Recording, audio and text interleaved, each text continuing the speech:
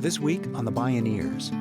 What we're seeing now is a whole new yearning for a new step to be taken that goes beyond the women's movement and beyond the men's movement, where men and women come together to build a new civilization of gender harmony and gender balance. Patriarchy, thousands of years old, but only a few days deep, with Cynthia Brix and Keepin of Gender Equity and Reconciliation International on Bioneers Radio.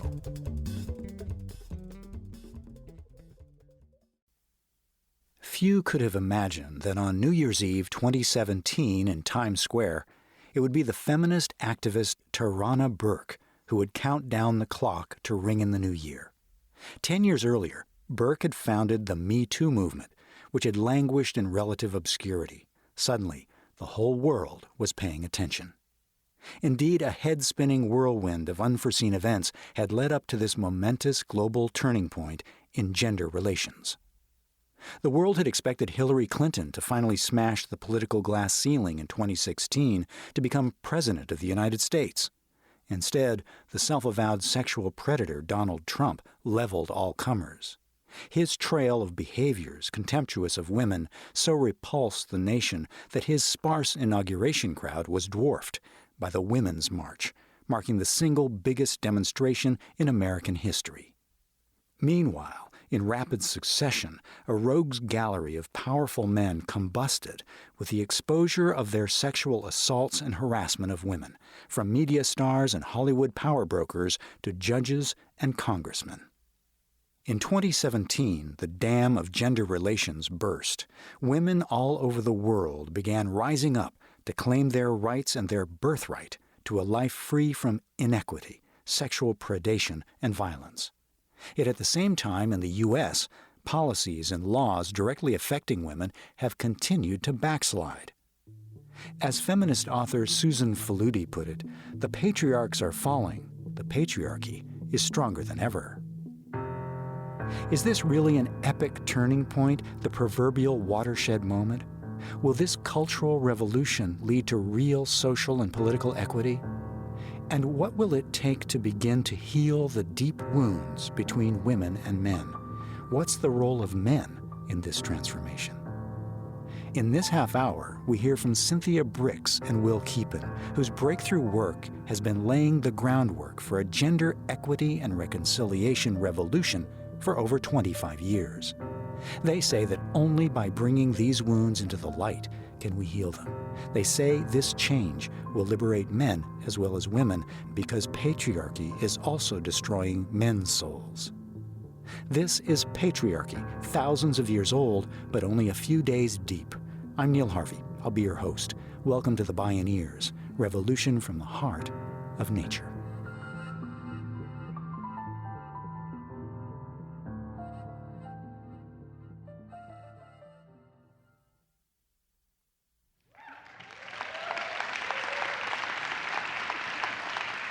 D.H. Lawrence said the future of humanity will be decided not by relations between nations, but relations between women and men. Nowadays, of course, we expand this beyond the binary to include relations between the full spectrum of gender identities. Keepin founded the nonprofit Gender Reconciliation Project Institute in 1992.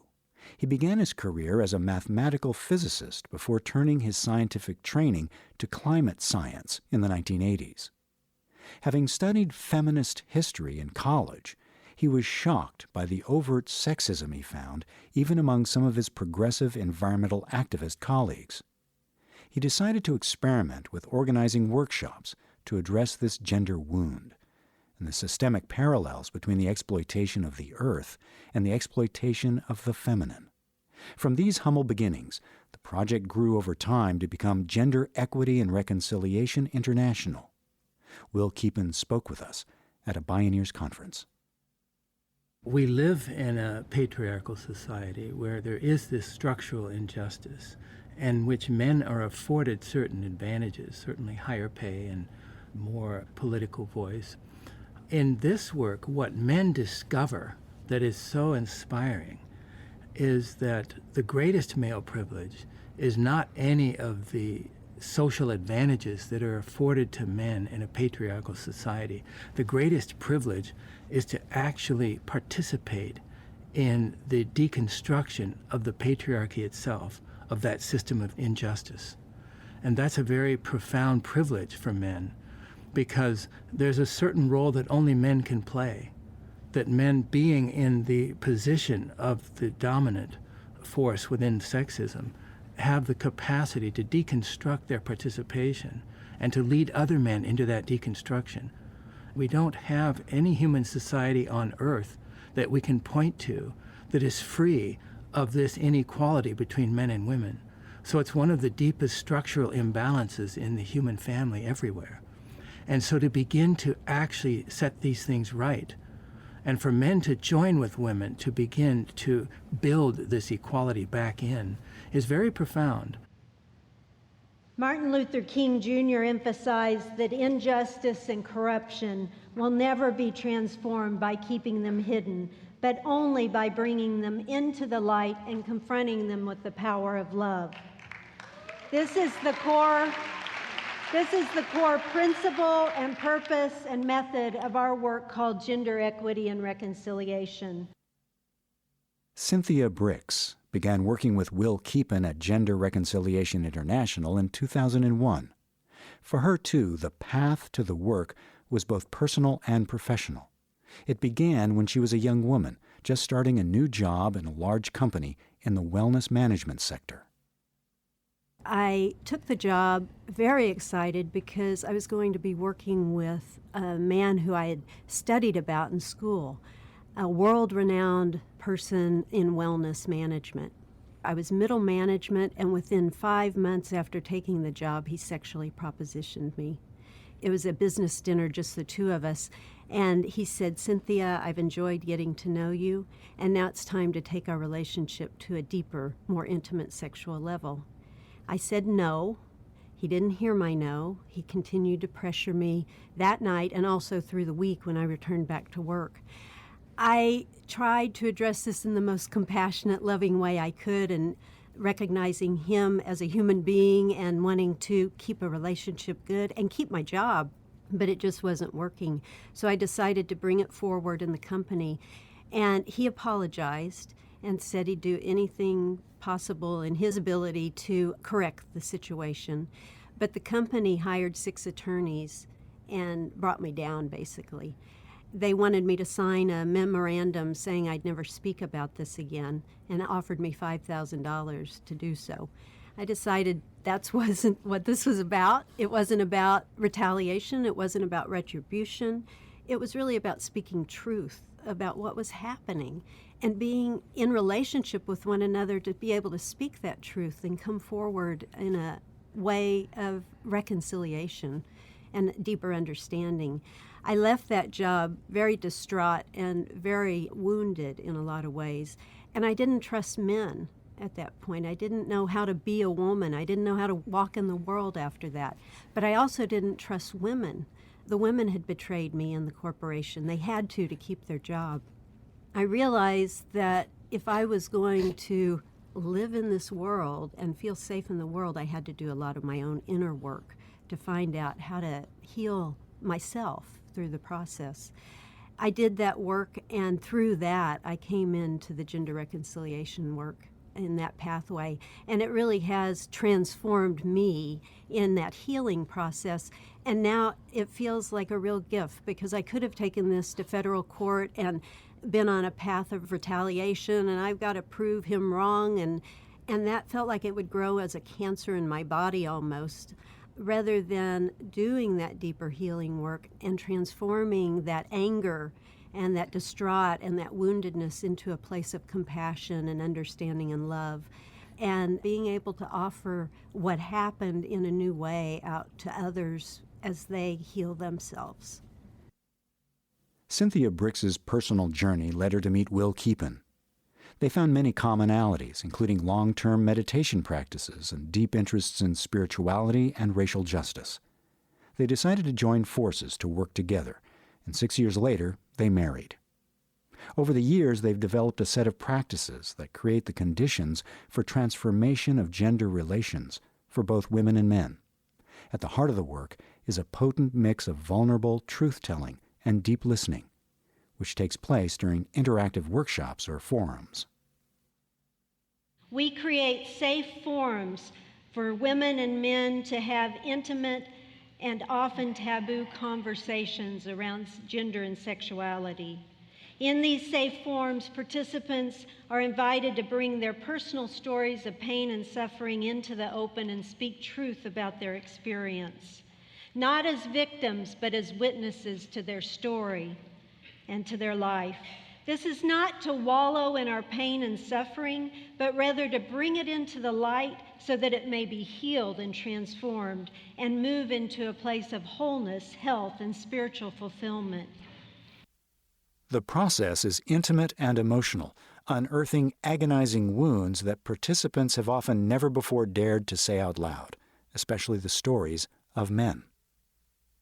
We do a gender river of life, we call it, and we ask the participants to think about poignant times in their life, formative moments in their life that brought them where they are today, what shaped and molded them. And we have them draw the river of life. And one of the men came up to me while the drawing process was happening, and he said, "Cynthia, I feel so dead inside. I feel so dead. I don't know what to put on the paper. I don't know how even to describe it. It's just this emptiness, this dead void." And I worked with him. I said, just be with that feeling. Just maybe even put those images on the paper if you can. And then you're going to move into a process of being given the invitation to speak about some of your feelings if you like. And so I encourage you to do that. Well, he worked with the process. Then he came for the Truth Forum, where the men were in the center and the women were in silent witness around. And he said that the night before, when he had spoken about feeling so dead to me, he said that night when he went home, he started having some shift in him, and it was a new but somewhat familiar feeling. Something was different within him. And he said, "I haven't cried since I was 12 years old." He's probably about 23 years old. At that moment, the tears just started flowing. And as he just let those tears flow, all of us were just right there with him, allowing those tears to break free and free him of whatever deadness he was feeling inside. And by the end of the workshop, when we move into the celebration and the honoring time, each person in the workshop states a commitment of how they're going to move forward from that workshop in relation to gender and reconciliation. And he just became alive. And he's a gay man, so a lot of his story was about being oppressed in his gay identity, in his sexual orientation, and his identity, gender identity. And so each man would come forward and speak their commitment. And like one man would say, "I commit to listening to women more deeply with empathy, and this is my commitment." And this man who was feeling so liberated and alive again would come out and say, listening, we will listen to you. And then all the men would say, "We commit." And then another man would say, "I want to deepen my trust with the women in this community and with the men here too." And then this man would come forward and say, Trust, we are deepening our trust." And all the men would say, "We commit." And the women just got into it. So it was just quite beautiful. And then in the closing circle, this man said that he had come in with such a dead feeling, but by being witnessed and heard by everyone and being able to really work with that, he was alive again. He felt alive.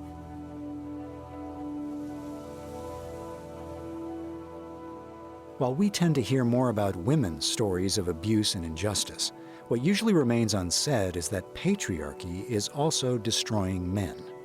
When we return, more from Cynthia Brix and Will Keepin, and why they changed the framing of their work from gender reconciliation to gender equity and reconciliation. This is Patriarchy, thousands of years old, but only a few days deep. I'm Neil Harvey. You're listening to the Bioneers, Revolution from the Heart of Nature. If you love Bioneers Radio, it's free and easy to support us. Just take a moment to post a review on our podcast on iTunes, Google Play, or wherever you find our show online. You'll be helping other people find and enjoy these incredible thinkers and storytellers. And thank you for helping us out.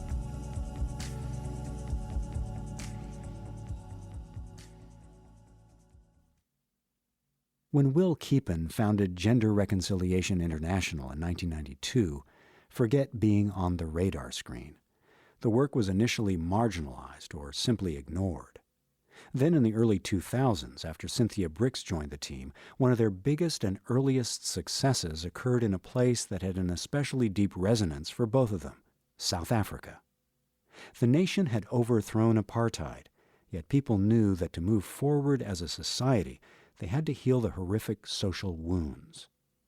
The nation's Racial Truth and Reconciliation Commission in the mid-90s had riveted the world's attention with its radical truth-telling and deep listening. Keepin and Brix recognized these core principles in their own work. They were first invited to South Africa in 2003 by the Quaker Peace Center, and again in 2006 by the Deputy Minister of Health.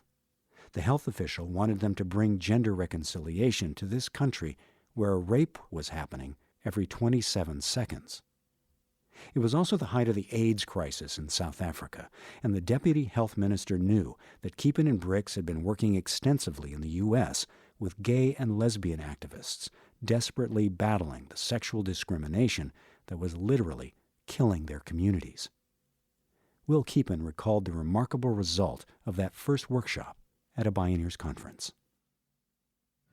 Some of you may recall several years back when the president of South Africa, Thabo Mbeki, was denying the reality of the AIDS crisis. At that time, about 900 people were dying every day from AIDS, but the president and his health minister actually banned antiretroviral drugs from the country. Mbeki's stance caused an international outrage. Nelson Mandela was struggling mightily to convince the president and his health minister to allow ARVs into the country. Desmond Tutu also joined in the struggle, but Mbeki would not budge. Meanwhile, the Deputy Minister of Health at that time, Nozizwe Madlala Routledge, shown here, had invited us to lead a gender reconciliation workshop for members of Parliament.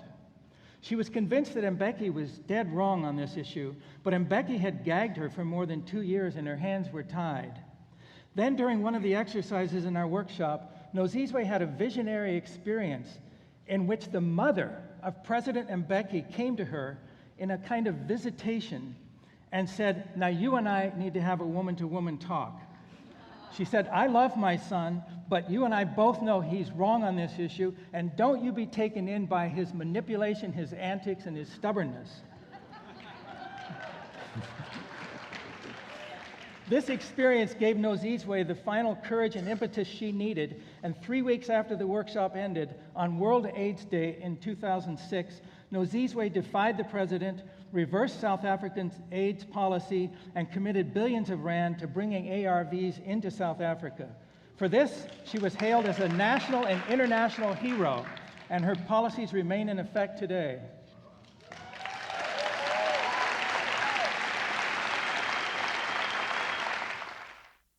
It was this and similar experiences that led Keepin and Brix to rename their work as Gender Equity and Reconciliation, because they understood that personal transformation must be accompanied by institutional change for social equity. Gender reconciliation continued to gain traction in South Africa, as Will Keepin recalls. The gender reconciliation work that we do did attract the attention of the Tutu family. And in 2012, we did a workshop in which Desmond Tutu's daughter, Reverend Mpo Tutu, came to the workshop. And after that, we began a collaboration. And that eventually led to a partnership with the Desmond and Leah Tutu Legacy Foundation, which was launched in 2013. And it was initially to introduce gender reconciliation into universities, beginning with Stellenbosch University. And since that time, we have continued to introduce gender reconciliation into several universities in South Africa. and we've also launched some research projects. And so this process is continuing to implement gender reconciliation in universities. And Desmond Tutu himself has endorsed the methodology and was enthusiastic about the way in which we're applying the same principles of truth and reconciliation that he applied in the racial healing arena and now applying it in the gender healing arena. Over the past 25 years, Cynthia Brix and Will Keepin have introduced their gender equity and reconciliation work in 9 countries, and they've been invited to 12 others. They have ongoing work in the U.S., United Kingdom, Australia, Colombia, India, Kenya, and South Africa. More than 2,000 people have been through their program, and they've trained nearly 100 certified facilitators, a train-the-trainer model with scale in mind. They offer their programs in schools, universities, prisons, religious institutions, NGOs, and for public officials, from Marin County to the townships of Soweto. Yet to be effective, the work remains intensely personal, transforming consciousness and lives from the inside out, as described by these workshop participants. We don't wait and say to ourselves that, maybe I should just think about my action, the way I act towards a woman, the way I act towards a man, in that place where we should just wait and be mindful of every action that we take and every word that we utter to opposite sexes. So it was insightful. You begin to think about your own thinking. It was not just like you engaging your mind only, but you had to tap into the deeper matters of your heart and tap into another level to actually understand all the processes that were done. And I love the fact that it also broke down the stigma, the distance between men and women, where you see that we are actually suffering from the same things. So that kind of breaks the thing that you are the other and I am me, but we are actually. I guess so. Yeah, that was awesome. Noble woman, the richness and the big heart you have, contributing the unconditional love you have for everybody.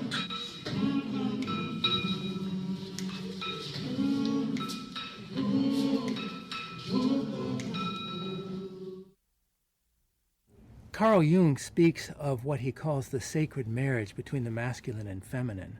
And this is actually a universal archetype that exists in all of the different spiritual dimensions of the world, and particularly in the esoteric aspects of those traditions. And this refers to a profound communion or union of masculine and feminine energies that takes place at every level. It takes place within the individual. Each individual is a combination of masculine and feminine energies. So these energies can come into balance within the individual person.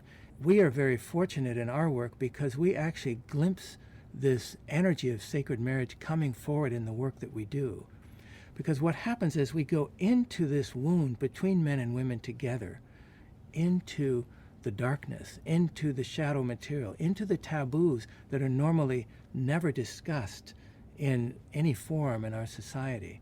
But when we do that, and we move through the tears and the sadness and the sorrow of really the mess that we're living in terms of gender relations, and what we're seeing now is a whole new yearning for a new step to be taken that goes beyond the women's movement and beyond the men's movement, where men and women come together to build a new civilization of gender harmony and gender balance. As we go deeper into this cultural revolution for gender equity, Cynthia Brix and Will Keepin believe that coming together will keep us from coming apart. Again, Cynthia Brix. We urgently need safe forms for men and women together to tell the untold stories. Why? Because untold stories keeps oppression invisible. This is a major tool of patriarchy, to prevent these stories from ever being told. Yet for 24 years, we have been hearing these stories in our work. But this depth of truth and conversation is taboo in every major institution of society. Patriarchy cannot withstand the power of truth, Therefore, it prohibits deep truth-telling everywhere. Women cannot hear the deep truth of men's pain and remain the same women. We are increasingly awakening to the intersectionality of gender, race, class, culture, religion. We cannot talk about any one of these without being aware of the others. In the gender conversation, every voice must be honored.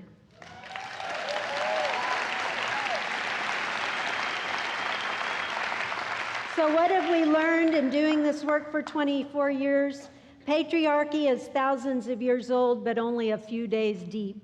In our workshops of 3 to 5 days, we consistently witness profound healing and transformation of women and men.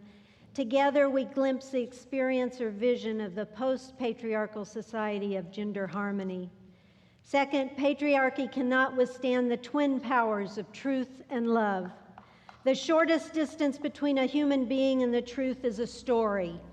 Powerful stories reflect profound truths and awaken compassion across the gender division in the human family. These forms are needed everywhere. Cynthia Brix and Will Keepin of Gender Equity and Reconciliation International, restoring the souls of women and men.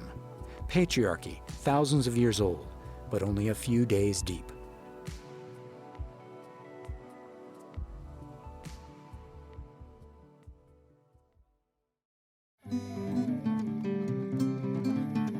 The Bioneers, Revolution from the Heart of Nature is a production of Bioneers and Collective Heritage Institute. Executive producer, Kenny Ausubel. Written by Kenny Ausubel. Senior producer and station relations, Stephanie Welch. Host and consulting producer, Neil Harvey. Producer, Teo Grossman. Program engineer and music supervisor, Emily Harris. Our theme music is co-written by the Baka Forest people of Cameroon and Baka Beyond from the album East to West. All royalties from Baka compositions and performances go to the Baka Forest people through the charity Global Music Exchange. Find out more at globalmusicexchange.org. Additional music was made available by Christopher Willits at christopherwillits.com and by Music from Memory Records at musicfrommemory.com. The opinions expressed in the Bioneers Revolution from the Heart of Nature are those of the presenters and are not necessarily those of Bioneers and Collective Heritage Institute, the underwriters, or this radio station. My name is Neil Harvey. Thank you for listening. This is program number 0817.